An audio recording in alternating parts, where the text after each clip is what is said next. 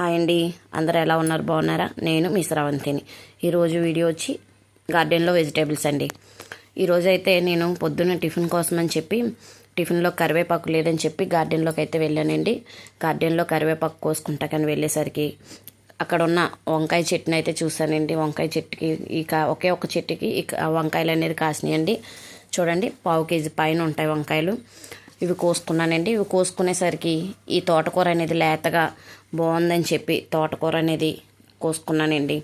తోటకూర కూడా చూడండి ఎంత ఫ్రెష్గా లేతగా ఎంత పెద్ద పెద్ద ఆకులతో ఉన్నాయి. చూడండి ఫ్రెండ్స్, బాగున్నాయి కదండి. అలాగే కరివేపాకు కొంచెం కోసుకున్నానండి ఈరోజు సరిపడగా. ఈ కరివేపాకు, వంకాయలు, తోటకూర ఆర్గానిక్గా పండినవే ఫ్రెండ్స్, ఎటువంటి కెమికల్స్ లేకుండా పండినవి. చూడండి ఎంత బాగున్నాయో. నచ్చితే లైక్ చేయండి, షేర్ చేయండి, సపోర్ట్ చేయండి ఫ్రెండ్స్.